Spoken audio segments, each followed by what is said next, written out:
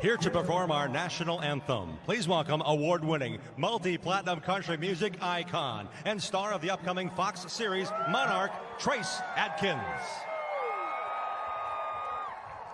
Oh, say, can you see by the dawn's early light what so proudly we hailed at the twilight's last gleaming, whose broad stripes and bright stars through the perilous fight o'er the ramparts we watched were so gallantly streaming, and the rockets' red glare, the bombs bursting in air, gave proof through the night that our flag was still there. Oh, say does that star-spangled banner yet wave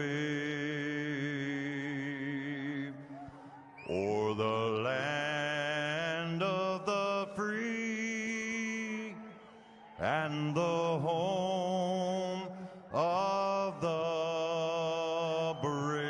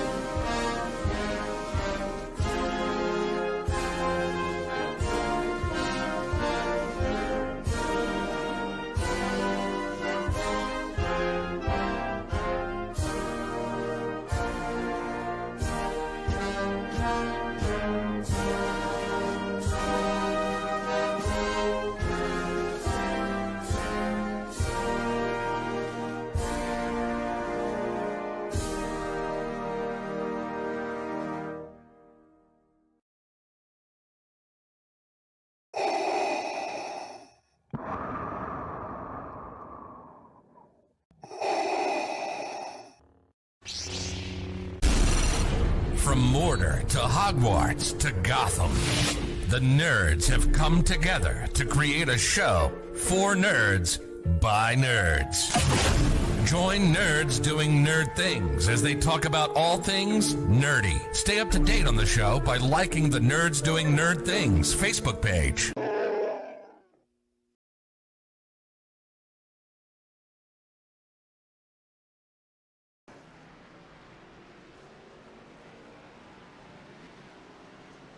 Hello everybody and welcome to All-Star 15 TV. On the broadcast tonight, it is the Extreme Forces Racing League, their Gen 6 Cup Series. All the way from Charlotte Motor Speedway, it's the Grooming by Kimberly 30. You see that really tight turn at the end of pit road? That means we are running the Charlotte Motor Speedway Roval. 14 turns of absolute chaos.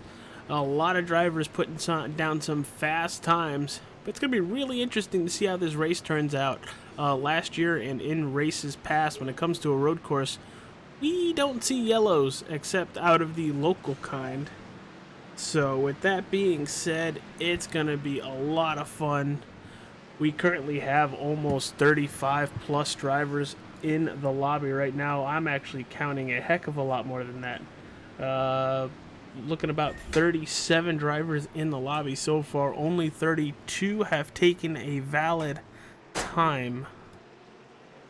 So, we're going to look at Tyler Aspinall right now. He's got the fastest lap time out of everybody with a 1:22.92.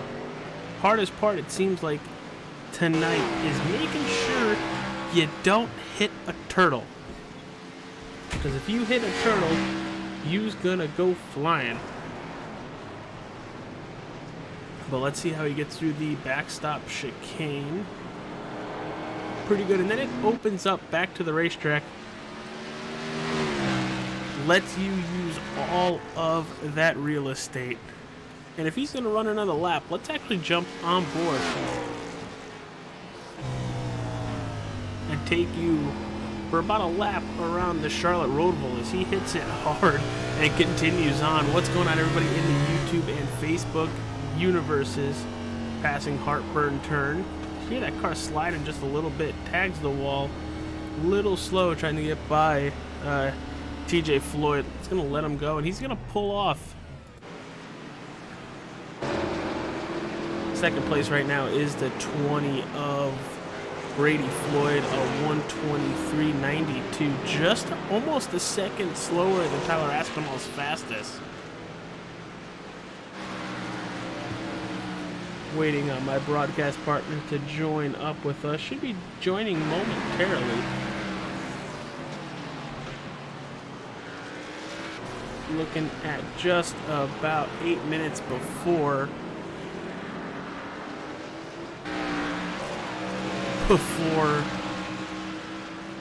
qualifying starts. Is that my buddy Ramla? Let's see if we can get him in here, because he knows more things about road course racing than I know in literally my pinky finger. Because I know absolutely nothing, and I might have just made that sound like I knew a lot more than I did, but I don't. So let's bring a road course ace in here. We just gotta find him. I just need to find him is what I'm saying. Let's go find Mr. Scott Remla. I forgot they changed your name in that Discord.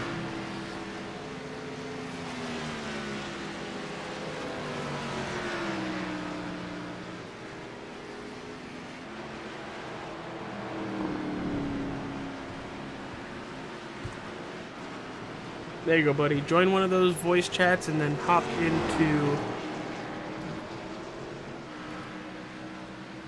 one. Oh god, that was fast. Dude, I didn't say instant, man. What up, dude? So, I don't know how you're going to join the session outside of maybe joining off of me. If you can. I am looking up how to do that right now. Because I know I'm in here as a broadcaster. Be able to join as a spectator. Yeah, I hope so. And Mr. Road Course Ace himself, Scott Ramler, in the booth, also waiting for TJ to show up. You know, the normal dynamic duo, but when it comes to road courses, we could have more than a couple people up here, because I feel like there's going to be a lot of time to kill. Yeah, there absolutely is, and what little bit I've seen so far, it seems like these guys are really struggling with rear tire grip going through the coming out of the corners.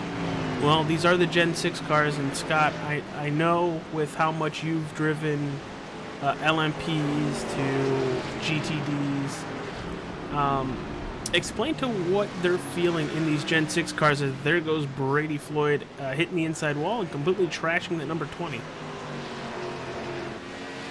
Well, with these Gen 6 cars, you're going to see a lot more, believe it or not, a lot more stability and confidence in what you're going to do in the rear end compared to the next gen cars or the Gen 7s, whatever you want to call them.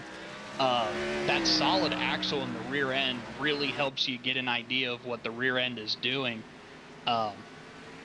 So regardless of anything, going through with a stock car, you're going to have a lot more trouble trying to get that 600, 700, 800 horsepower down to the ground. Especially, it looks like you guys are running this race in the daytime, so chances are I haven't been able to find the session yet, but I'm going to assume that track is boiling, which is going to make it even harder to get that traction down to the ground.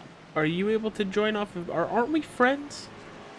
I don't believe we are. I thought we were. So did I, because if we're friends, you should be able to join right off of me, correct? Even though I'm spectating? Yes, I am going to... You know what? Let's do this. I'll go to hosted. I'll look around. It's under leagues. It's under leagues. Oh, it's under league sessions. Yeah, so you actually can do it off of the actual website if you would like. And, you know, do it the old back-end way. If you know that way. I am looking for that right now.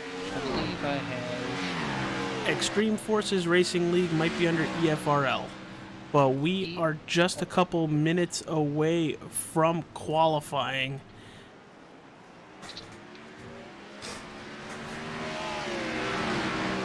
Yeah, no, it's under Extreme Forces Gen 6 Cup Series. If you go under Find Official Races, go to Watch League Races, and do it that way. There we go. It's been so long since I've had to do this, I was trying to go through the league. Yeah. That wasn't going to work for anybody. Once March hits, we're not going to be able to do that anymore, so if you're going to broadcast for a league, you're going to have to be within that league. Which I thought was really stupid of them doing this. Alright, there we go. As you're loading in, just running through your top 5, it's still Tyler Aspinall, Brady Floyd, Michael Steele with a absolute banger of a lap, a 1:23.95, which I'm waiting for Rambler to come back and say, no, it's not. And then the 8 of Eddie Morris in 4th, and 5th, it's Dylan Dunford in that number 94 Tennessee Chevy Camaro. I'll just keep my fastest lap here to myself. What car is that? Oh, by the way, these are fixed. These are fixed. Yeah. Gen 6 fixed. Granted, the track was a little bit cooler, but let's just say faster. Ouch. Yeah, but you have years upon years upon years of experience. This is I don't want to call them a rookie league, but they had from, I think, 500 to 2K drivers with iRatings, so. Okay. Yeah, so you're still going to be running pretty good laps, so. I would think they're running pretty good laps. We're probably really going to find out who's running what in qualifying when there's nobody on the racetrack. Yeah, it always helps when you don't run into any traffic. This is true, and believe me, with doing the Daytona 24 a couple weekends ago, if we could have just stayed away from a lot of traffic, we would have had that field 35 laps down, 40 maybe, instead of, the 32 we already did. Yeah, we kind of put a whooping on them that day. Well, we did. I wasn't there. I mean, I didn't drive, and I'm still saying we. I just helped get the setup buttoned up and gave a little bit of extra encouragement to the guys. I was a moving chicane when it came to practice sessions, which apparently that helps. Being a moving chicane? Yeah. You get to buy me now. We just It brought me right in on the 57 of Noah Walter.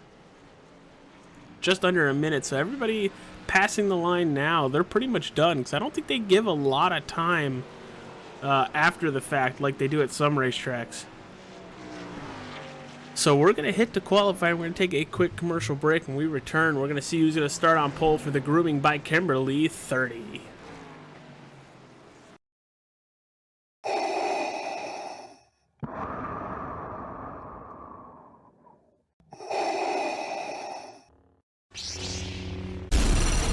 From Mordor to Hogwarts to Gotham, the nerds have come together to create a show for nerds by nerds. Join nerds doing nerd things as they talk about all things nerdy. Stay up to date on the show by liking the Nerds Doing Nerd Things Facebook page.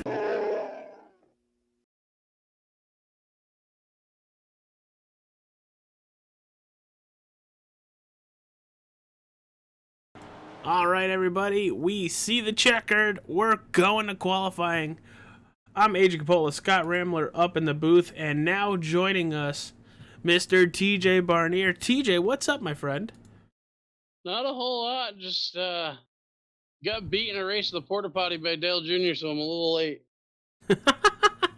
Well, TJ, I don't think you've ever met him. My Scott Ramler is a driver for Hutch Sport Racing and an absolute road ringer, a road ace, a guy that you don't want to mess with. Actually, now that I say it, any track you go to on iRacing, you don't want to mess with Scott because he's probably going to win. So now that you two have met, TJ is one of my closest buddies in and outside of iRacing, Xbox Racing, or whatever you want to call it. It's good to meet you, TJ. You as well, sir. I hope to get some road racing knowledge off of you through the night here. Yeah, I can hear TJ grabbing his little notepad. I was like, so gas is on the right, correct? No. See, now I can tell you about oval racing. See, that one's easy, and I know where the gas is. Oval racing, it's mash the gas, occasionally lift, and turn left every so often. So TJ, Now, braking. Now that one you might need to. Is that the one on the far left or the one in the middle? Depends on what pedal set you have. I like how he thinks already. So TJ, you're gonna like this. Mr. Tyler Aspinall was the fastest in practice. Now we're currently watching him in qualifying. With seeing him how he is normally week to week on ovals, are you kind of surprised that he's the fastest at a road course too? AJ, I you remember last week? I don't know who you're talking about. Who? Remember? I wanted you to kind of fall for that, and you didn't. We're trying not to broadcast or curse him, so hopefully if we do, it's just for qualifying. So let's switch over to somebody else, apparently. I'm just saying, I don't know who you're talking about. Some guy. Might be in a 92. Let's go see Michael Steele, because Michael Steele's already on a go lap, a flyer lap. And watching him in practice, as everybody has seen, whether it's on his Facebook, his Instagram, whatever form of media, you see that beautiful car that he has? Well, him and his wonderful wife, Marcy, have announced that they are having a kid, and I wonder what gender it's going to be. Granted, it's 2022, and it could be any color, so... I mean, Well, AJ congratulations either way. Yeah, right? Exactly. Well, we've been saying As long as- congratulations for weeks now, but I know she tunes in, and she has a lot of fun with us on the chatting side and our comment sections. Mick says, I would rather eat grass than drive this tonight.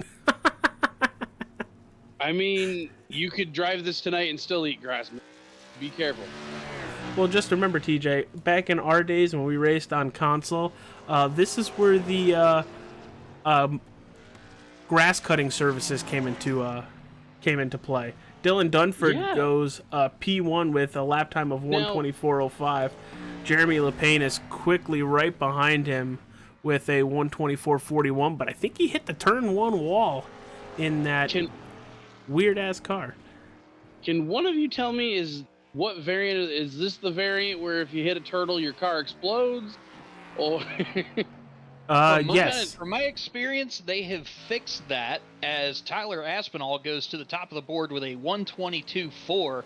He is drifting almost every single corner. He's leaving tire marks everywhere around this racetrack. He's absolutely sending it. I mean, if it wasn't copyrighted, I'd be doing that Fast and Furious Tokyo Drift song right now. Wanna if you know. So, Scott, every person we've asked, you're going to be included now into this. If you go check the Jeremy LePayne currently third place 33 car, what vehicle is that? Outside of it being a Chevy, but everything else on top of it, what would you call that? Put it all together. Well, I will have to switch back to the broadcast because I haven't downloaded Training Paints on this computer yet. So, to me, it's just a regular Camaro. So I'll give you a good look at it here. As LePayne will improve by 0.01. As we say that, Aspinall is rounding NASCAR 4 to see if he can better his lap. A little bit more aggressive with the turtles this time through. Gets the power down a bit better. Gonna stay off the Does wall not and improve. ooh, he's With about a half a second 126.9. slower. Ouch. Let's go to the 95 of Devin Smith in the Pepsi Chevy Camaro. So I showed it for a little while. You might have to go forward or backwards either way to see what we were talking about. So we're talking about the 33? Yes. Let's see here. Might have to go back a little bit depending on what you're seeing now. Half purple, half red. What in the world is that? Is that I a Ferrari logo and a Lamborghini? It's a Farini. There's also Audi in there too, so come on. A Lamborghini? A Lamborghini. I don't know where we'd fit Audi into that. Das Auto, baby. Currently looking at the 95 complete his lap with just a couple minutes. And just a feature you might need to learn on that car too, the rear spoiler is color of turtle. Not like, Ninja Turtles, but like the ones these guys are going to be running over. Devin Smith goes P6 with a 1:24.49. Matt Cochran is on the racetrack. His first lap was a 1:31.9, so he's got a lot to improve on. We'll go with calling it an Alfarini for now. Alfarini. Sounds like a dude's name. That does sound like somebody's name. Whoa. Who you Isn't been that talking? an How actor do or you know something? Al? How do you know Al? We need to have a chat on a commercial. There's names being thrown around here that can get people in trouble with the mob. Who you been talking to? Jimmy Hoffa. They haven't found I him haven't yet. been talking to anybody. I don't know That's the anybody right in the mob. I know nothing. That's I the haven't right seen- answer. Oh! I haven't seen anything. I haven't heard anything, so I'm going to say nothing. Matt Cochran screws up the last turn. He looked like he tried to pull a Jimmy Johnson meets Martin Truex. Yeah, but unfortunately, Matt was unsuccessful at taking another driver out. Kyle Larson appreciates your sacrifice. Yeah, that year. Can I just say that was probably the wildest finish for like 18th place I've ever seen in a road course race. I mean, I've never seen someone like, outside of this year with Ross Chastain wall riding with such authority. Well, that's all he had. It was a little different with Ross. Ross actively decided. So I got Kyle nobody Larson else just out on the did- racetrack with yeah. 2 minutes to go. So I think if anybody leaves pit road now, they ain't making it anyway. So it looks like Tyler Aspinall is going to be your pole sitter, followed by Michael Steele in second. 2 weeks in a row, Michael Steele starts on the front row. Dylan Dunford going to be third, followed by Austin Green in fourth. Fifth, Jeremy Lapanis. So with everything that's transpired so far, with us having the Daytona 24 just over the weekend and the virtual one the weekend before, I'm going to start with you, Scott. What's a harder racetrack? Charlotte Motor Speedway Roval or the Daytona Road Course? Charlotte Motor Speedway Roval all day, every day. You don't get the experience of having the walls right up on the racetrack and right next to the racing line at Daytona like you do here. If you're at Daytona, you have just the slightest margin of error where you can slow the car down on the grass if you get lucky and get off in the right place. Here, you're meeting a concrete wall and your day is screwed. Wasn't this place originally designed for motorcycles on the inner part, not stock cars? It would sound about right. I believe that when NASCAR was looking, I want to say the late 80s, early 90s, they started doing some testing on the road course in Charlotte, trying to get a road series started up, and nothing came of it. There's some really interesting footage of Dale Earnhardt Sr. and a couple other guys driving a purpose-built NASCAR stock car that would only race on ovals here. There's a couple really good YouTube documentaries. I'll have to look them up later so I can give you guys the tags to them. but it was a really interesting read. I mean, I could see Senior. I mean, I don't think Senior was ever known for being like a road course guy, but he certainly found his way to victory lane a few times, Adam. So I could see that. Well, we are gridding and getting ready to go.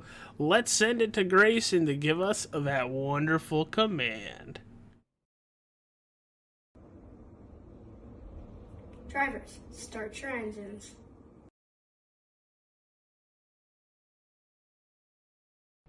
And we are back, getting ready to go.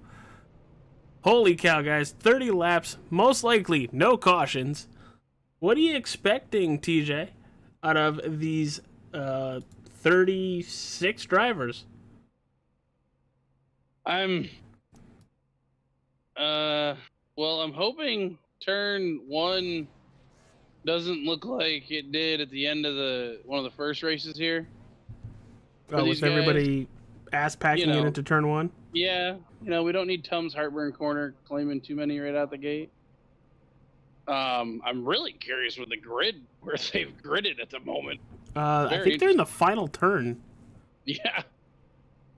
If there's any place that I would want to be watching at this start, it's not going to be at Heartburn Turn. It's going to be at that final chicane, because they throw the green flag while the field, or I should say the leader, is about halfway through that final chicane, and iRacing does not allow for everyone to start on the actual quad oval itself like they do in real life. So that could cause quite a few issues here at the start. Which I find very, very suckish. Yeah, that's awful goofy. Actually, that was Ticker. Darn it. I got them mixed up. So for everybody watching on the YouTubes or the Facebooks, what's up? Chat room's open. Come talk to us. I'm AJ Capola. We have Scott Rambler from Hutch Sport Racing, and then TJ Barnier of All-Star 15 fame. My paint schemes are not fully loading in, and I'm a little... It's going to take... It took me a while for paint schemes to load in. I've got some. Like, I've got this no-name guy in, P1 who hit a turtle under pace. Well, if they don't change vehicle schemes from week to week, you will have their last scheme from last week on their car. Oh, maybe that's why. So they're actually going to take a full lap around this place, electing not to take that short parade lap. But I am really nervous when they hit that green flag if we are going to have a lot of issues like Scott was kind of alluding to. We've seen it many times on the console version of this, but I wish iRacing would have been smart enough to add that in. Oh, and we've already got contact. Oh, that's not good. Brandon Richardson just hit the 57. No, not the 57. And it sounds like the 4's around. Oh, yeah, the 57's got a little bit of a bumped up rear bumper there. Hit the rear wing a little bit. Thankfully, that's not going to do too much at a track like this. As long as the wing's still on it, he's still going to have some downforce going to those rear tires. Guys, you're not supposed to go until you're supposed to. I don't know if one of you guys can see it. I know my iRacing cut out with the fork. He came over the driver chat and said he had been around. We saw it. But everybody catching back up to the field. Oh, and a lot of brake checks already as we just turned into NASCAR 2. Guess it's really beneficial to be those top couple cars, it looks like. You don't have to deal with all these checking up and backing off, and then checking up, and then backing off. Looks like 4 drivers missing the start, starting with Josh Fox, Joe Darnell, Daniel Park, and Rob Hattenbeck not making the start for the Grooming by Kimberly 30. Should go by relatively fast, like really fast. 30 laps, I think, is going to blink of an eye, this place. As they're letting the pace car get way out. Everybody's cutting the course. I think they're going to clear everybody's black flag. Yep. Thankfully, under pacing here, you don't get a black flag for cutting the rear chicane. But coming to the green flag, you do not want to be to the right of that. Well, what chicane. what happens if one of the race admins clears all those black flags when they do cut it? Will it still work? That should still work. Personally, I wouldn't want to test it though. Right. Well, I almost thought I heard him say they might be. Oh, looks like they are. Yep, they're all staying on the oval. Some people look a little hesitant to that. As green flag in the air, and here we go. Grooming for Kimberly by Kimberly 30 here at the Charlotte Roval. Why was there a white? Am I the only one that's showing? We've already got contact in Heartburn turn. Looks like everybody's going to get through from what I saw. We had a couple people bouncing off the wall and pinballing off of each other, but it looks like the majority of the field got through clean, and the leader's kicking his rear end out already, burning up those rear tires. He is getting away. That's Tyler Aspinall or who dat. But Dylan Dunford in second. You have Michael Steele in third. Jeremy Lapena right behind him, looking for some battles on the racetrack. Derek Shotput is... I love that scheme. With the little rusties, you too can look like me. I think you left out a part of it. Luck. There it is. I don't think people need luck. People just need a steel chair to hit them in the face.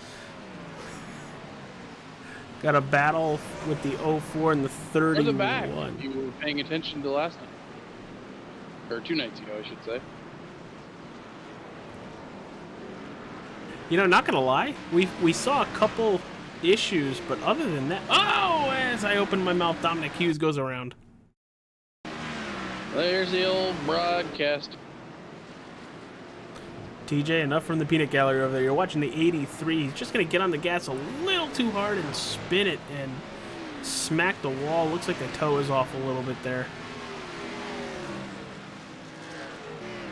Yeah, there was kind of a stack up in front of the guys. It's a white, blue, maybe like the 31. Uh-oh. And Bradley Stefane and Larson Parker with an issue. I'm guessing that's what TJ was alluding to. Yeah. I heard it over the comms. I was trying to find video. Oh, he just gets sent. Ooh.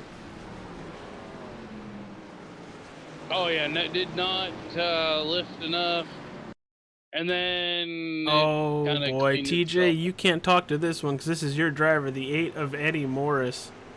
Coming back on the racetrack. Just gets into Austin Green, and they spin to the inside. Oh, no. God.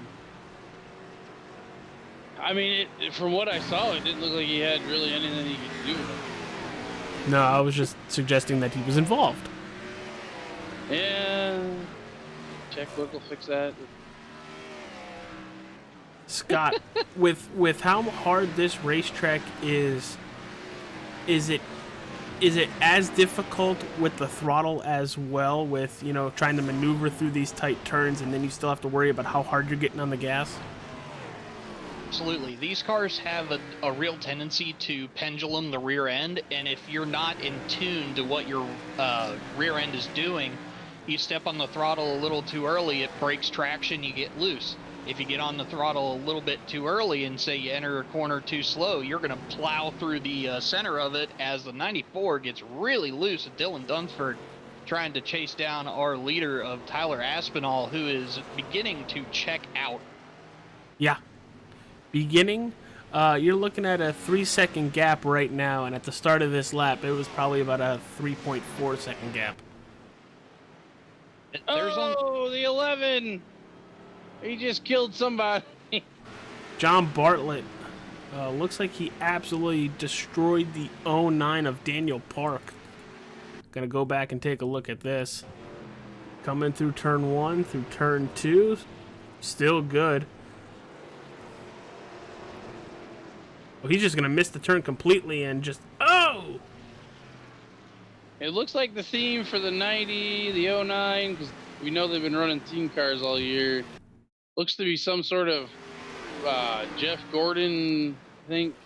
Oh boy, Eddie Morris with another issue. Paint scheme history class. Oh, he went flying. Oh, and head first into the wall. Ooh. Yeah, that was a big hit. We're going to jump on board with the 8. That could possibly end his night head on like that. These are more things I don't need to be known about. I do believe points leader, maybe even possibly, I think. No, his car is still Eddie going. Morris just caught way too much of that turtle. Shot himself straight into the rear chicane back wall. Daniel Park on pit road. Also, Dwayne Kernahan and Bradley Stefane.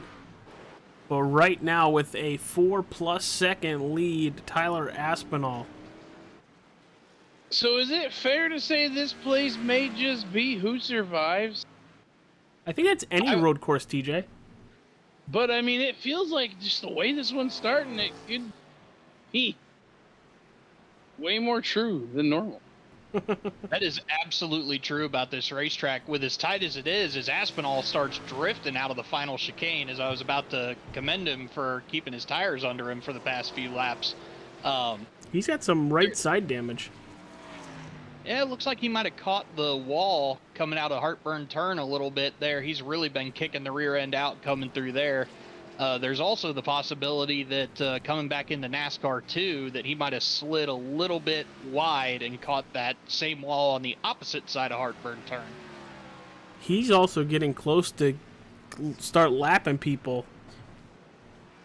You got Joe Darnell just coming out of turn 2 NASCAR, and you have Aspinall just getting on NASCAR 1. So be on the lookout for that starting to happen, because everything is fine and dandy when you're riding by yourself. The minute you throw in other vehicles, especially lap traffic that do not want to go a lap down, you might see some issues. But Mick Olofsson with another car having an issue. Let's go back and see if we can find that. He's a 75 on your screen right in front of you. And it looks like he's coming off of turn 4 into the final chicane, carrying way too much speed, locks him up. And I think they called that a wreck for it having to be a stop and go. Oh, we got a cluster right around the 30 car. This could get end badly for somebody. You want to tell me who the 30 car is? Joshua Yando. They were all clustered up as they exited the Here comes TJ Floyd. The inner part, and somebody, I think, got below the apron and got a piece. Oh, everybody's just sending it in the backstretch bus stop. It seems like everybody's really terrified of that left side curb entering that backstretch chicane. I don't know if these guys are running a really, really loose setup that likes to chatter the rear end under braking, but that's usually where you can make up a ton of time if you can straight line that curb on the left side on entry. Is it me, or does that 49 look like it has some right tire damage? 49. Because it is sticking out. I'm not sure, but the 30 just clobbered the right side wall, or barely kept himself out of it, and lets the 45 by. Now getting challenged by the 15. The 95 just got turned around as well. I do believe he was one of the front runners. So he was 7th. He's back on the racetrack going. He's got no rear end. Oh, he got put into a wall hard. Whether it was his own doing or some of the drivers are complaining about everything. I'll tell you that. Yeah, well, that's what happens when you put oval guys on a road course. There's going to be a lot of complainers. Yeah, it was the 29 just hooks the 95. I'm not real sure. I mean, looked like they should have been turning right, and the 95 was still kind of going straight. But it's absolutely killed him. And then the 29 was complaining about the 57 going to kill him. Oh, Wayne Lowe Let's see what he's got. He just popped up on our incident board. Looking at him on your screen right now. Oh, does he go straight? Oh, he doesn't just go straight. He's going to go... Oh! Almost misses it, but scrapes the wall. Same issue. Let's see. Mick Olofsson now. Oh, this is going to be a bus stop.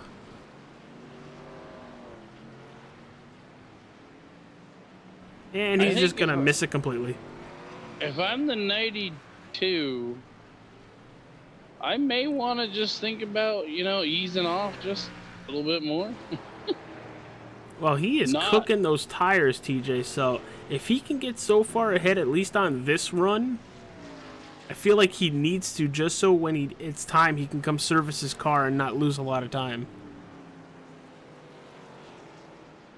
One thing I am concerned about with our leader, Tyler Aspinall, is with him roasting those tires, he is eventually going to have a massive fall off on his corner exit grip.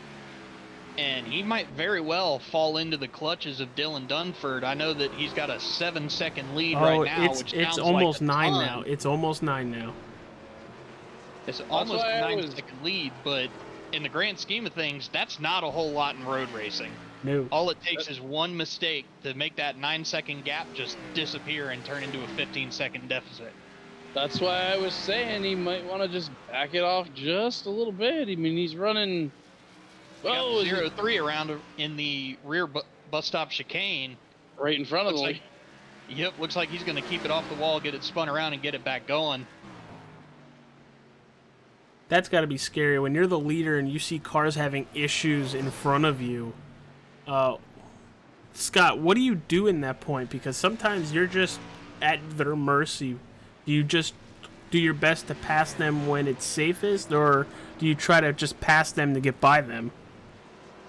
It really depends on how well I know the people. If they're running a pretty clean race, then I have no issue challenging them into a braking zone. But with a lot of newer guys, you really want to wait until either the center of the corner where they make a mistake and just be opportunistic with what you want to do.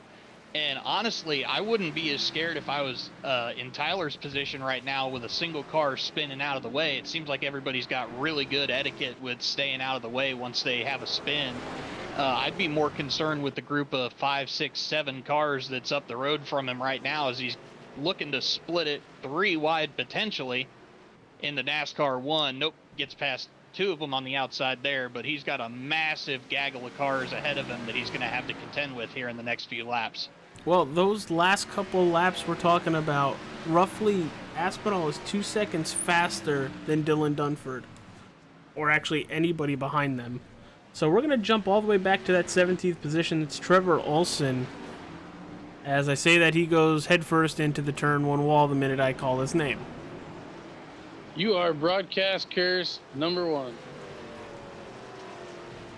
All right, who else? Larson Parker? Oh, Jesus. You didn't, did you? Did you really? Yes, I did. Wow. All right, AJ, you're not allowed to think of a driver for the rest of the broadcast. You're Scott, putting it on Scott everybody. Scott Ramler. I'm not driving. That literally just happened twice in not even 10 seconds.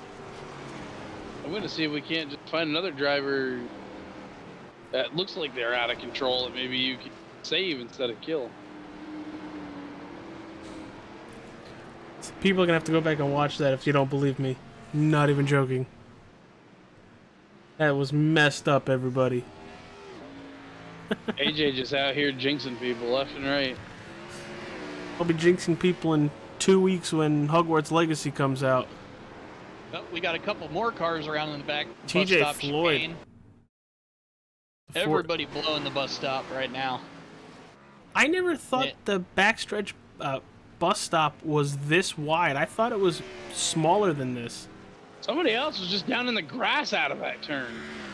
I think it was huge. And from what I could see, they blew their braking zone going in, tried to step on the gas, and just lost it trying to get it back up in the NASCAR floor, as Aspinall has to throw out the anchor to avoid running into the start of the mid-30s battle that we have going on here with the 38, and I believe it was the 12. He has a 15-second lead. Correction, 21. You know, He's we're got a lot of traffic right here, making it up into the top 25, getting ready to lap these guys. we're 10 laps in, and he is still very strong and has a lot of confidence in those Goodyear Eagles still. He might be the only driver that does. I don't know, Dylan Dunford in second is still running good lap times for second place. Granted, he's actually slower to the point where he's hitting a lot of traffic in the wrong He spots. almost just got cleaned out by somebody right in front of him. Yeah, that was Joe Darnell in the 2. And from what I've been watching with Dylan, it seems like he's being very, very cautious with lap traffic, just trying to keep that thing as clean as possible. As far as I can see at the moment, I'm going to swap my camera around. It doesn't look like he has a single mark on that car yet.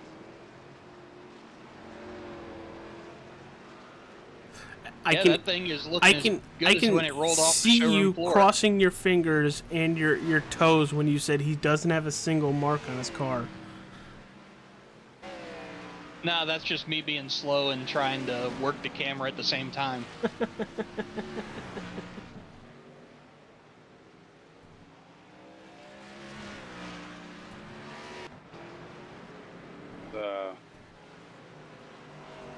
I was just trying to look here. He could potentially have all the way up to the top 15 lap before too long. That's crazy.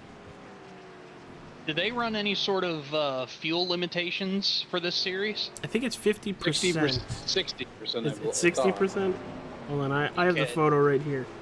Yes, fuel 60%, 3 tire changes.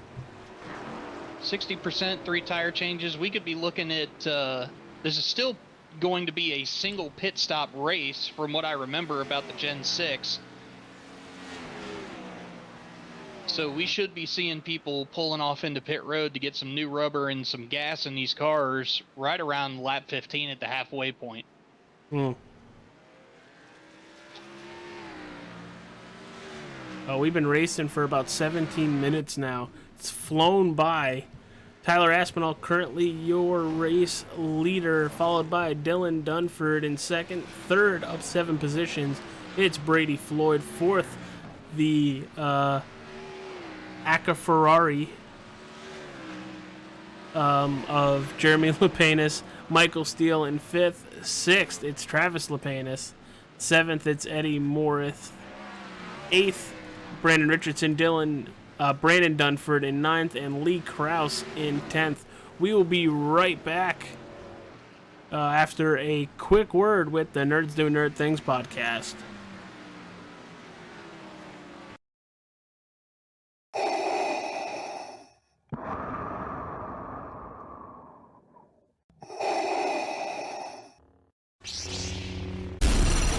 From Mordor to Hogwarts to Gotham, the nerds have come together to create a show for nerds by nerds. Join nerds doing nerd things as they talk about all things nerdy. Stay up to date on the show by liking the Nerds Doing Nerd Things Facebook page. We are back here at the Charlotte Roval Grooming by Kimberly 30. It is the Extreme Forces Racing League, the Gen 6 Cup Series. Right now, there is a gigantic Aspinall whooping going on the racetrack. Up by 20 seconds, but we're going to have a battle for second place here. Dylan Dunford, Brady Floyd have gotten really close together, just about a half a second apart.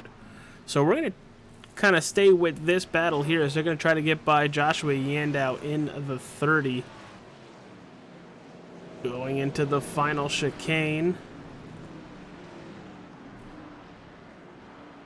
Brady Floyd closed in a lot going in there.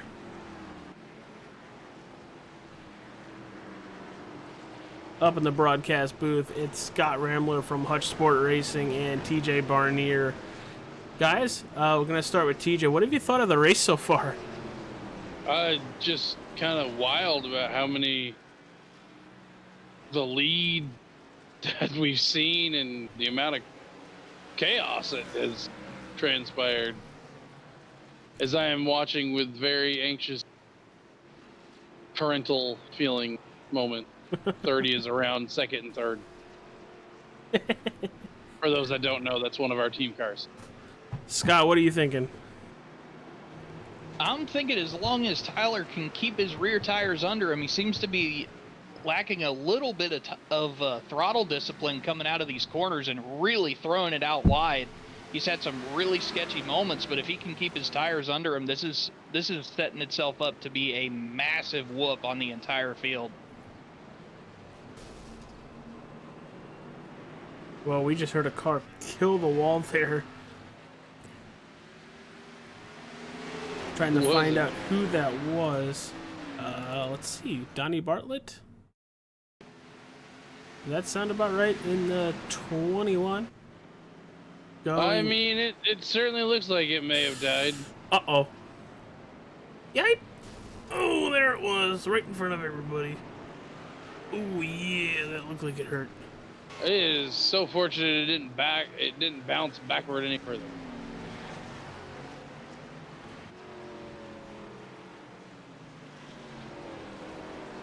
And he has trouble again down into one.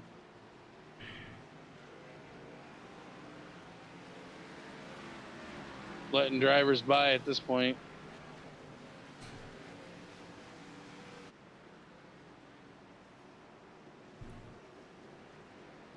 TJ Floyd looks like he just had an issue in the 49, off track for just about 3 seconds, so it might not be something big, but just enough where he's going to lose a little ground. That front of that car is all messed up.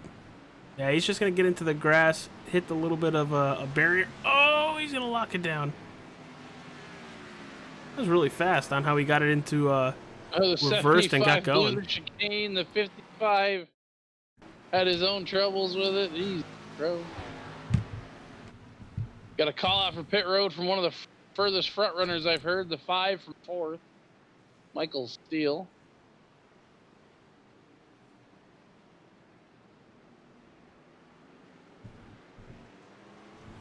Currently blind at the moment, so what else are we seeing, TJ? Well, the 94 went down as well. So your top second, third, and fourth have gone down pit road. I'm guessing they're going to take all four and as much fuel as they can. I'm wondering if the 20 may have already pitted. Because he was right with these guys. I can tell you in just a sec.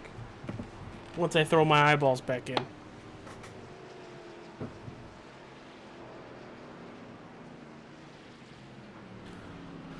Let's see. The 20. Yes, he did. He pitted on lap 14. But that gap for Aspinall is almost at 40 seconds right now. And it is, and it's looking to get even longer. He's got nothing but clear track ahead of him right now, and he's using it to his advantage, hoping to click off some time to Mr. Eddie Morris at the moment, who's running in second, but the closest one on pit strategy that he'd have to worry about would be Dylan Dunsford. So Almost 40 seconds back after his pit stop. Scott, is there a lead that's ever too big? In my opinion, no. Put it this way, the lead was so big that as one of them went back out onto the front straightaway, the other one was in Tom's headache corner. Why I bring that up is because it's all a mental game when you're out this far in front. Make sure you're still hitting your marks and doing all that stuff. Do you ever, as a driver in your head, become too complacent with this big of a lead where you get too comfortable and you just, oh, I just blew a corner. No big deal. Oh, crap, I just blew another one. Something like that. For me personally, no.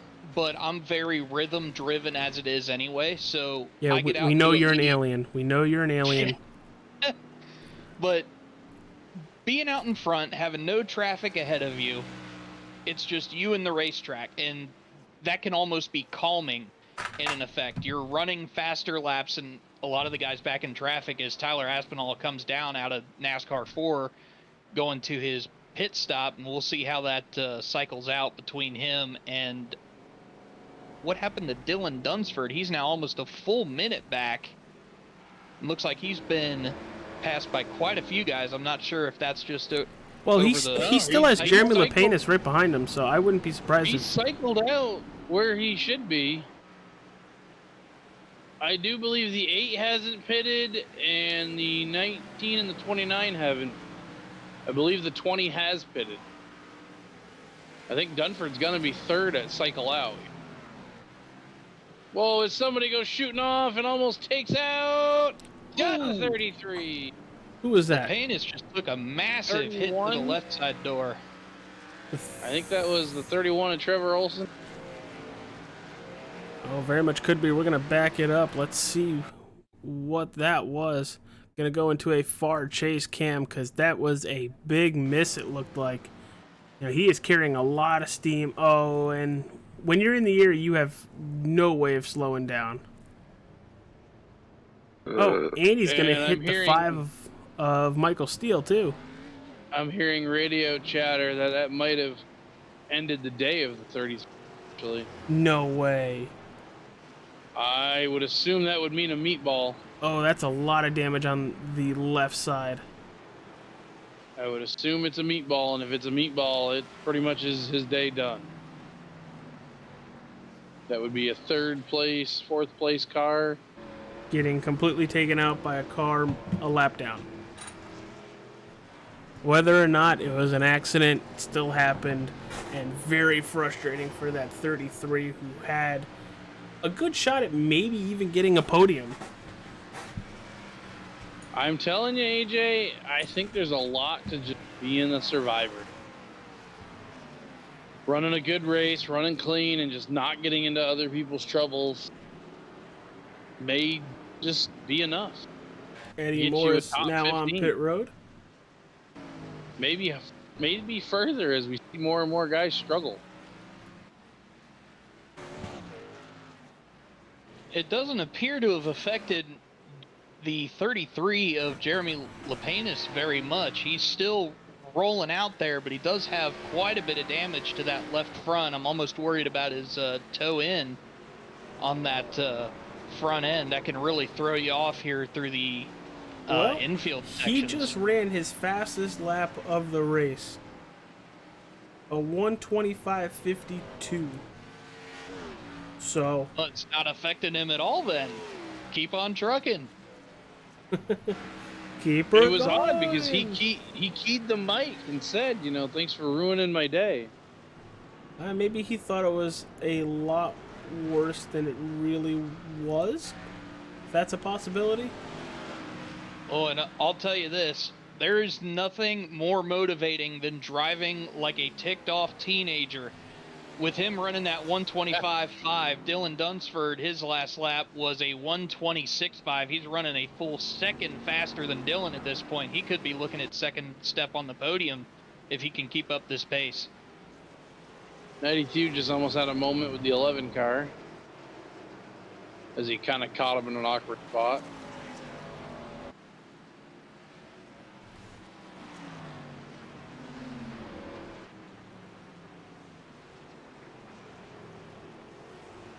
Right now, it looks like Tyler Aspinall has everybody from 15th on back, a lap down, and he sees William George in the 96 in front of him, coming out of some of these turns.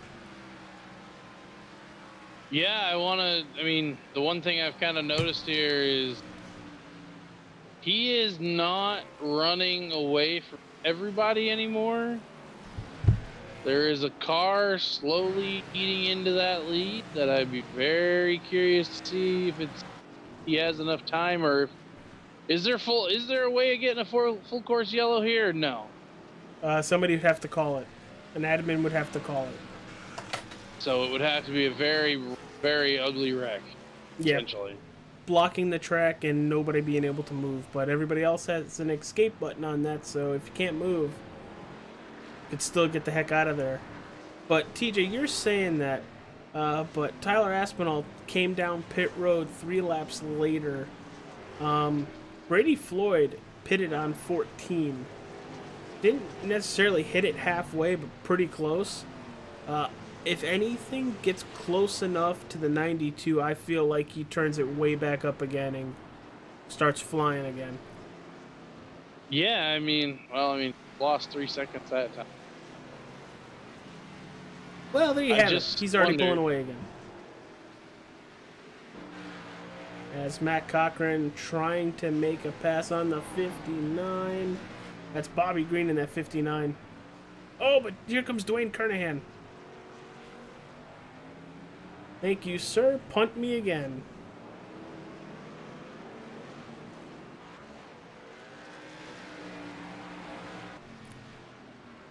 Honestly, that punt kind of kept the 59 in front. Sent them through the chicane with a little more speed. Right behind them is TJ Floyd. There's Matt Cochran. Josh Yandow moving up to 23rd. And Dwayne Kernahan now on pit road. Oh, John Bartlett with another issue. Sounds like the 29 and the 55 got together and meatballed the 9. The 11 of Bartlett. Oh, yeah. Doesn't quite hit that wall. Does lose a little bit of time, but you'd rather lose a little bit of time than completely trash the car. Looks like the 29 ran up on the 55 and then got loose. NASCAR 2. You hear a lot of tire screeching.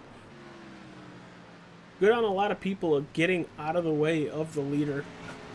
Wish more people are like that. You know, GTD drivers.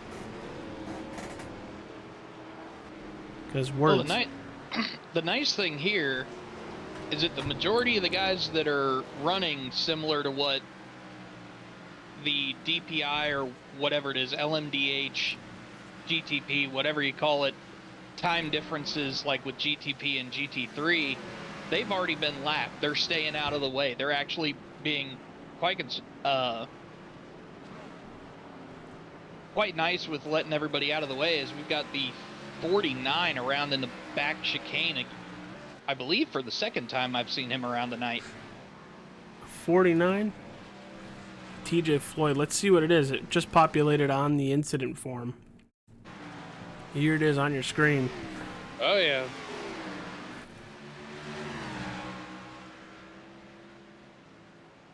Oh, he's carrying a lot of speed, but keeps it off the wall.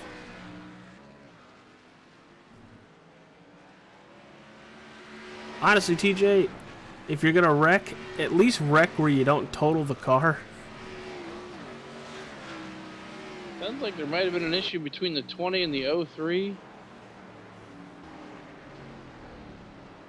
Well, the 03 is... Because 22nd place. The 03 is in 27th. Yeah, they had a disagreement about something, and I know the 03 was pulling away slow. Or something, I don't know, I wasn't quite sure. I caught the exchange on the radio.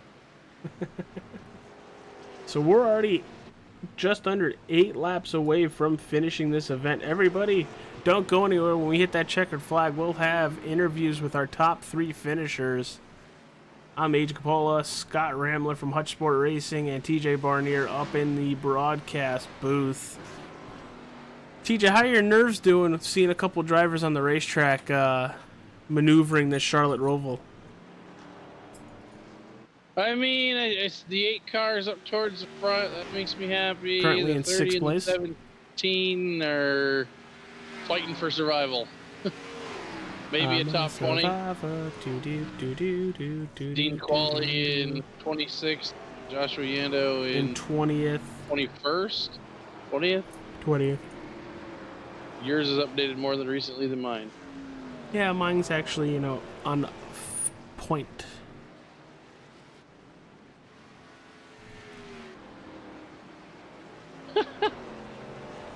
The 12 just said that we should implement.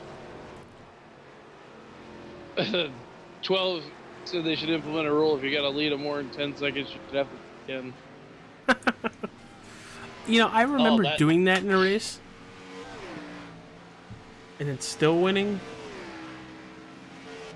Yeah, but Implementing rules like that only screws the guys in the middle of the pack. It doesn't do anything to the leader when you've got this much of a gap in lap time. A 21-second lead. AJ, I know over on console, you and I had many a road course battle. Yes. I wish I could do it over here. Completely different beast, TJ.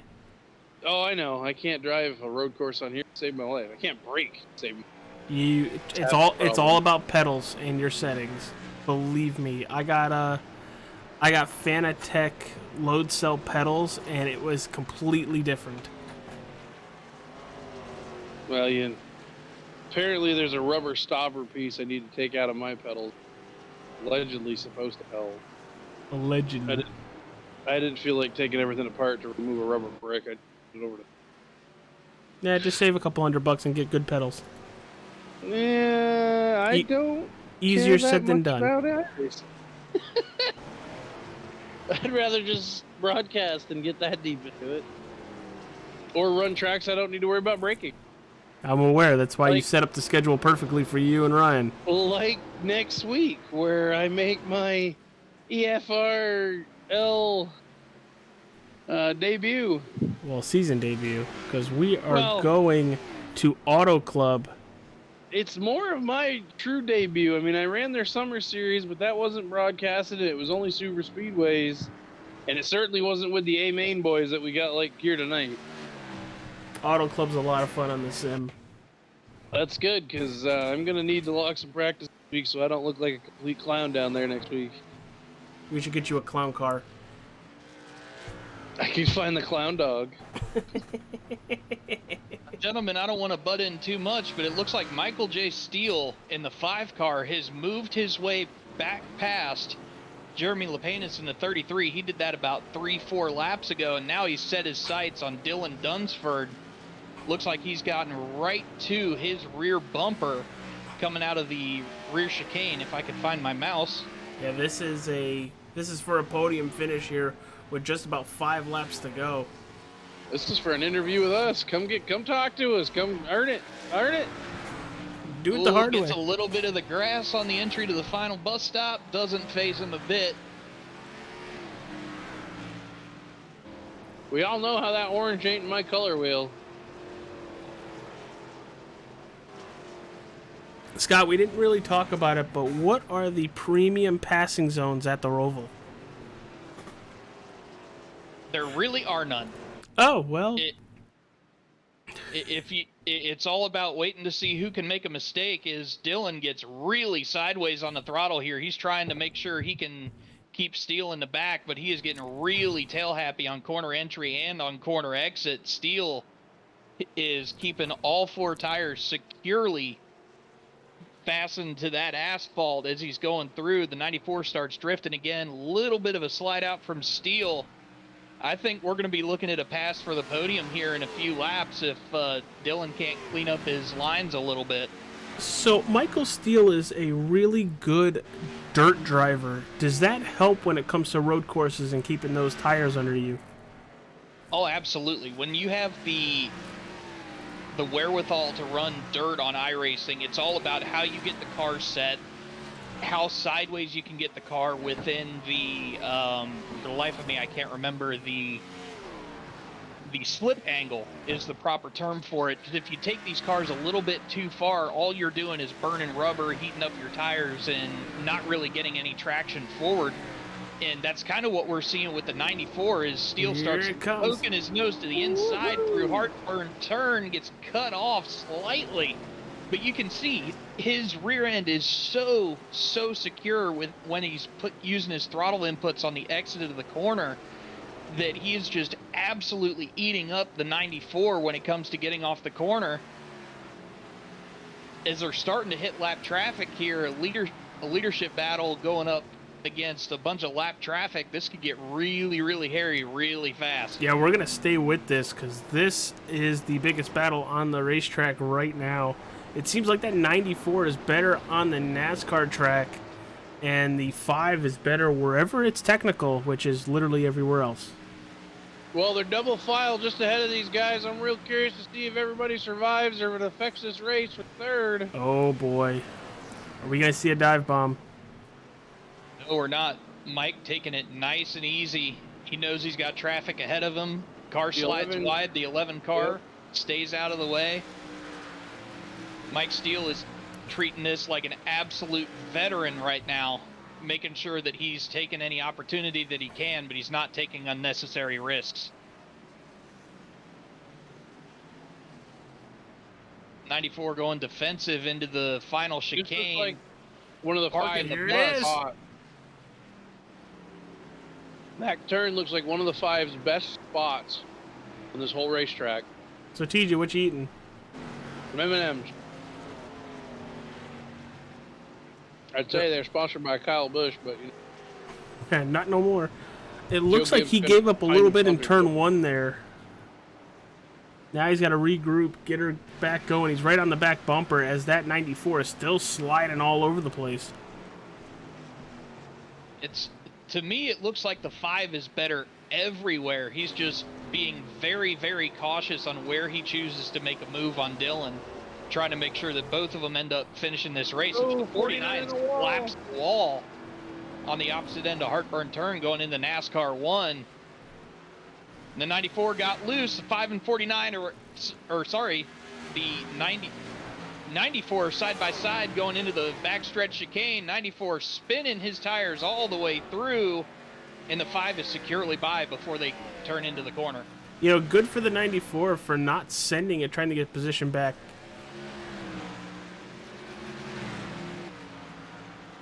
As good a passing zone as it seems, that backstretch chicane narrows up so much. You do not want to be side by side going into that corner. That's a death sentence for just about anybody, even up to the Coke level, trying to get through there side by side. It's a very smart move to just let it happen there. That was a really good pass, and a lot of IQ shown from Michael Steele to, you know, chip at it, chip at it, chip at it. Hey, there's a hole, and then go. Do you think he's got enough time to get to second? No. We're on lap 29. We've only got 2 more laps to go here for Tyler Aspinall. That'd be a negatory, Ghost Rider. He should be coming around to the front stretch. I am live. I hope so. Out of the final turn, Tyler Aspinall is going to grab that. Wrestling over everything. White flag. And all he's got to do, he's got no traffic ahead of him that he needs to worry about. Just keep your tires under you, make it the rest of the way around. Very, very methodical drive done by him today. Well done. Hey, he's going to lead every lap, all 30. Going to have the fastest lap of the race by easily a second. AJ, I got one request for this race. When we What? get back around the front straightaway, you let me call this finish. Sure. You're not going to have enough M&Ms in your mouth to do it? We'll be all right by then. Okay. All right, cool. Back onto NASCAR 1. Nobody in sight. Probably not even going to try to catch anybody. Right now sitting at a 43 second lead over Brady Floyd. Aspinall has all the way up to 9th place, 1 lap down. Don't think it's going to matter because he's going to sweep every lap, get the fastest lap. And TJ, why don't you take it away as we go into turn 3? Well, my good buddy, whose name I could not mention at the top of the show because he did not want to be cursed, Mr. Tyler Aspinall, one final time through the final chicane, very carefully, touches the curb, no big issues, little wiggle, playing with it. He's playing with it. Takes a checkered flag. Oh, boys, we might have something going for second place here. The 5 is within eye shot of the number 20. No kidding. Oh my God. He's got a lot of traffic to get through going into the bus stop chicane. The 57 blows the braking zone. 5 in the 20 right there. 20 blew the braking zone. He might have a slowdown. Michael Steele might get promoted to second place depending on a slowdown for the number 20. We'll see here in just a second. 5's got to run to the outside, blocked by the 20. Coming into the final chicane, last chance to make a move. Not brave on the brakes. Got the 30 car trying to make a move on the 5. Nothing there. And the 20 is going to come out of it in second place. That was going to be hairy. I asked you guys if you thought the 5 could get another one. You're like, nah. I'm trying to think of. Here it is. Brady Floyd had to have an incident, and here it is. Because he was up by 9 seconds. Yeah, his front end's pretty well It's gone. missing in action.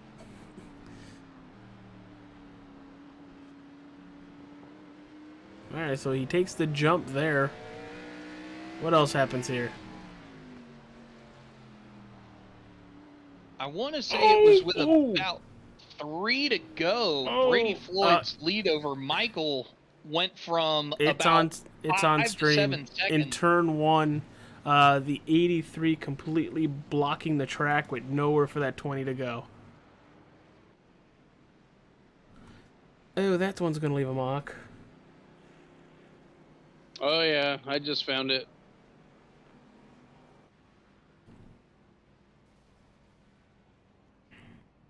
Oh yeah, that just kind of hurt.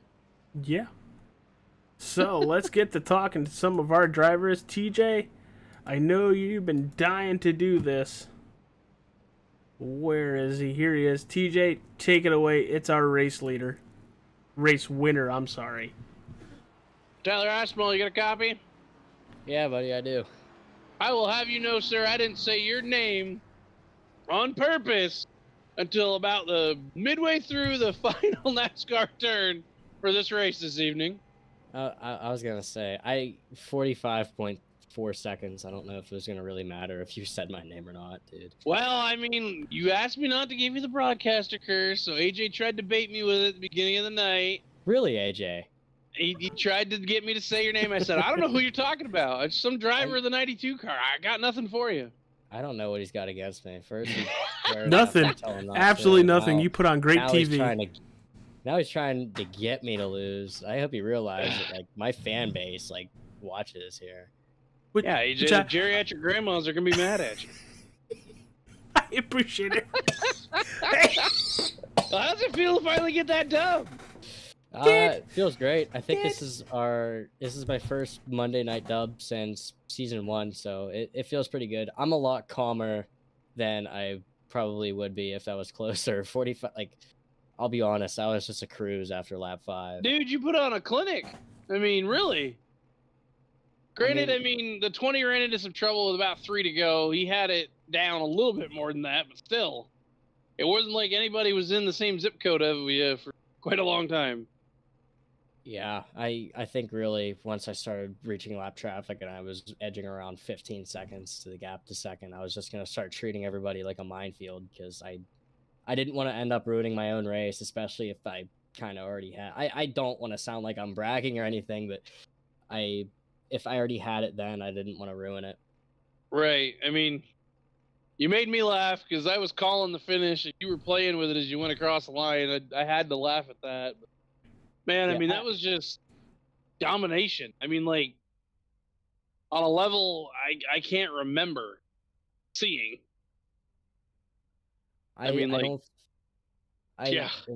hate to chime in on this because once again, I don't want to brag or anything, but I don't think I've ever seen that much of a dominated race. I mean, I think you have the right to brag a little. I feel like I do, but now here's where I'm going to start bringing up the stat book.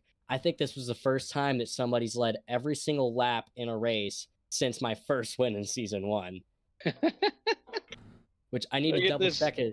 I need to double check and see if I got fastest lap or not because if I am pretty sure you did. Yes, you had fastest lap by 0.7 of a second. Okay, so that completely that replicates what I did in season 1 with the tour mods at Myrtle Beach. I got pole, led every lap, had the fastest lap. Same thing happened tonight. So. Oh no, I lied by a full second. Oh, I'll take that. I mean, you were just, it was like lap after lap. We never saw what appeared to be any looseness from your car. You know, and so something we saw on most of the rest of the guys, their car was not gripping. Yeah. We were kind of wondering, you went longer than most, I think, that first run. Yeah, I was by design, or? Yeah, I mean, I guess it was. I didn't really do anything to plan on fuel strategy. I saw how far ahead I was, so I was just gonna pit when I felt the need to. And I'll be honest, I didn't really even need to feel the need to. I was just really trying to manage those rear tires, and that was gonna be keen all night because it's really easy to fry them here, especially in these cars. And I felt like I was able to do it better and faster. So I was still feeling great by the time I came down pit road. I just figured if I could just split the race around half and half and make it easier for myself at the end. And honestly, I think I'm glad I pit when I did, because I came out in front of Eddie by about 8 seconds, but he hadn't pit yet anyway. So I guess it really didn't matter. Yeah, I mean, for the most part, you had a clear track. We commented it before you pitted, whereas a lot of these guys were pitting and they were behind guys. So I mean, it just really worked in favor where and when you made the call to visit the old pit lane. I wanted to pit in clean air because I didn't want to end up on pit road with a whole bunch of traffic, as like I said before, minefields. Yeah, I mean, you definitely managed this race very well from the cockpit, better than I know I would have. Thank you. But any thoughts moving next week to Auto Club? Auto Club, it's just like Michigan, just a little rougher, is actually a really strong suit for me as well. So if I can be anything like I was in the interview last week and call it, I'm going to say that Auto Club's really strong for me, and I'm going to be really confident that I can win as long as you don't say my name. Well, you don't have to worry about that, because next week you're going to need to watch out for a rolling roadblock in the 71. You're racing next week. I am making my debut next week. Oh, no, I'm boy. not saying I'm going to be at the front. I'm just saying get a bus pass if you're faint of heart and look out. All right, well, I'll look forward to that. I wouldn't. No, I guess you would be looking forward. You'll probably catch me. Many times. All right, Tyler. Congratulations again, dude. Thank you. All right, that's Tyler Aspinall putting a huge Aspinall whooping on everybody. And like it. Let's talk to P number 2. It is Brady Floyd. TJ, take it away. Mr. Brady Floyd, you got a copy? Yes, sir. Did you have any fear your race was going up in smoke there with about 3-4 to go? Not until lap 28, but after that, all the fear. I mean, it looked good. And all of a sudden, heartburn turn. That's a race car in front of me. I'm in danger. Yeah. I mean, not much to say. I felt like I had a really comfortable P2, and I'm pretty fortunate to still bring it home P2. Don't know what happened there. I was pretty lucky to avoid incidents all night, and then one standing right in front of me with 3 to go. So, I don't know. The last lap was sketchy too, but it all worked out in the end. So I guess no complaints. Yeah, you were under fire by that 5 car. We were watching. It was, unfortunately, really the only battle on the race at that point. But it gave us something to be excited about. Definitely appeared as though you ran a pretty good, clean race tonight. Outside of that one little major incident in front of you at the end. Anything you can take away from this week is move forward to next week at Auto Club? I mean, it's definitely a strong run to continue a pretty good points season so far. Happy to be speaking with y'all again, obviously. Not too much that I can carry into Auto Club, except maybe a little bit of momentum, but I definitely thinking about the mini championship that we have going on, the EFRL Classics series. Thinking ahead to Watkins Glen, I think we have a clear and obvious favorite going into that race. So don't know off the top of my head how he did at Daytona, but if he does well at Auto Club, I think I'd name him my favorite going forward for the mini championship we got going there. So, no, I mean, thank you to Matt and Noah for coming out and racing with us tonight. Will back to race controlling. Zach was gonna be on his way home, but he unfortunately got COVID. So, Oof. Ooh. feelings going out to him. But yeah, overall, it was a pretty good day. Complaints. Well, you certainly earned yourself that second place finish, 10th. Love to watch you battle up through, and always a good chat with you up here. We hope for many more. The only warning I have for you for next week is watch out for the rolling roadblock of the 70. I am on track and ready. Oh boy. We'll see how that one goes. But no, thank you to you guys again. Thank you to the teammates at Adra, sponsors, Fourcloak Media. You can find them at fourcloak.net or twitch.tv/fourcloak. Pierce Graphics, Lorenzo Designs, all the guys. So again, thank you guys. Hoping to be talking to you next week. All right, brother. We hope so too. Great race. Hopefully we talk to you next week. Yeah, glad I could make it entertaining for you at the end. Well, speaking Not of the way you want to. speaking of entertaining, TJ, probably a awesome interview we're about to have with the Michael J. Steele. TJ, take it away. You got a copy, Mr. Steele? I do. You very well near stole yourself a second place, sir. Yeah. That's Brady's gotten me with some like kind of hardcore blocks. Like, I mean, I'm not gonna dog him for it, got him second, but Wednesday and tonight he's thrown some blocks on me, and it really just I really wanted it. Well, I wouldn't have faulted you if you gave him a little bit of the old chrome horn, but you played nice. That's Got just yourself a third. Not my game. I had 0 incidents tonight. Normally that's kind of what. That's kind of impressive. I mean, honestly, for what we saw, that's very impressive. Through 5 nights on Wednesdays, I have 0 incidents so far the entire season. I think I'm the only person that has it. So, like, I wish this season was going the same way in this league, but it's not. So, good to have a good finish. Well, we're glad that you put on a show for us, because that battle you had to get to third was pretty entertaining here late, as this one kind of wasn't the greatest entertainment show, and then the late battle for second even ramped it up a little higher. So yeah, I thought he didn't take tires, and then just talking to him just now in the Discord, he took tires. Like I don't know how he got around to us so fast, and I don't know how I caught up to him like that. But I don't know if y'all saw me blink out my connection issues. Like there was a couple of laps where I couldn't see where I was going, and oh, that's scary. yeah, I went from third, and I was in front of Jer. And I felt comfortable because he was protecting me as a teammate, and like I just couldn't, like I just froze. And like luckily I came back, and I think him and maybe Brady got around me, and then luckily I didn't do it bad enough, or it didn't kill me. Well, that's good. I don't think we even caught that. That's insane. You still battled back to a third. That's impressive. Yeah, it happened during the Daytona 24-hour a couple of times and kind of killed us. Like felt so bad, but yeah, my computer hates road courses for some reason. Well, I do too, so I'm with your computer. Yeah, that's I'm kind of new to this. Like, if it wasn't for JTD guys, like I would not be. I'm a dirt oval guy. Like this is out of my realm. Well, you certainly looked in your realm tonight, so car was loose, sketchy. It was fun. Well, that's like a dirt car, ain't it? Exactly, that's what helped me. It was there you go. I feel like I said that halfway through the race. It was a you blast. did. AJ did mention it, that maybe your dirt experience was helping. Yeah, I don't know if it did or not. I mean, stop!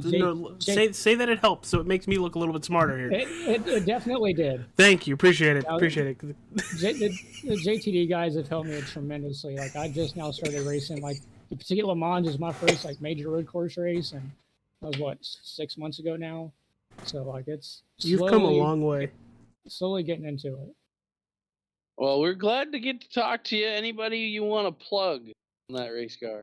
Man, I should be getting used to this. I've had a few good races lately.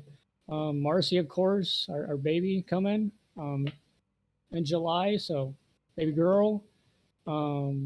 Sponsors, JTD, Travis, Jer, Dwayne, all my amazing sponsors, y'all for broadcasting, Dean and all them for doing everything. I mean, a lot of people that are amazing that help do this, put all this together.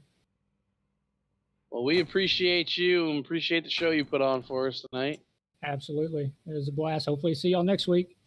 Yeah, we go to Auto Club next week. Watch out for the TJ and the moving chicane, because TJ is racing next week. Where are we at? Auto Club. Oh, I have not ran very many laps there, but me either, and I'm racing. There we go. About time I haven't seen you since, I guess, the summer series. That's right. I'm making my EFR debut outside the summer series, so look out for the rolling roadblock next week. No. Shoot, that's how I feel most weeks. And then you do something you like didn't look this. It tonight. Yeah, it's I don't know, tire management. I guess I don't push the car super hard. I don't know how to, so I guess long runs it kind of helps. Well, there you go. It was a third place winning strategy tonight. Yeah, absolutely.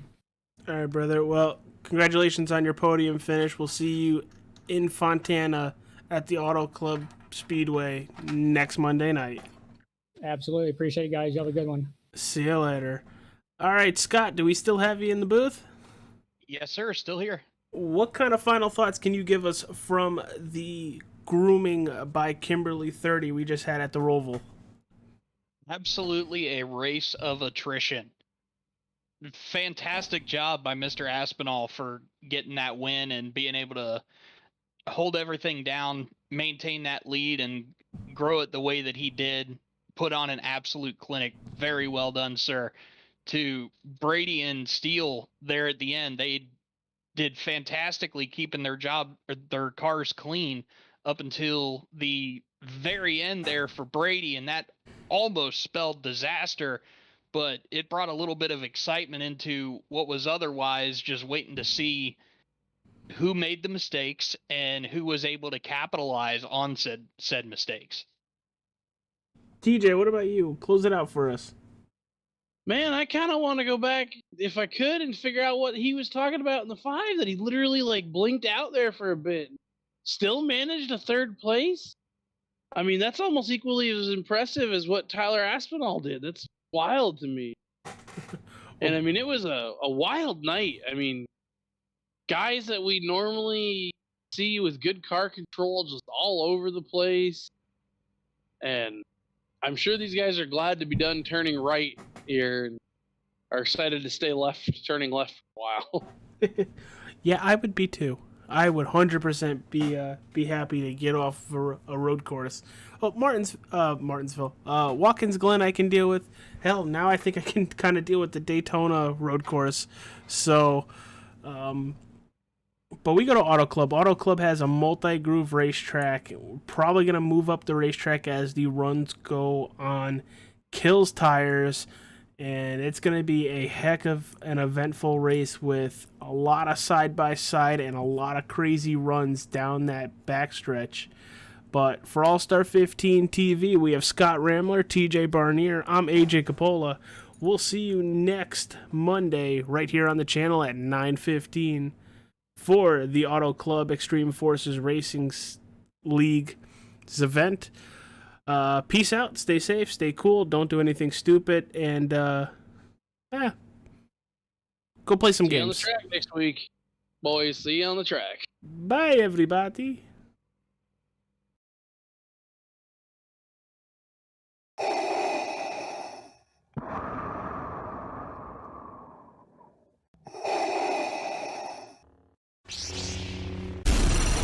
From Mordor to Hogwarts to Gotham, the nerds have come together to create a show for nerds by nerds. Join nerds doing nerd things as they talk about all things nerdy. Stay up to date on the show by liking the Nerds Doing Nerd Things Facebook page.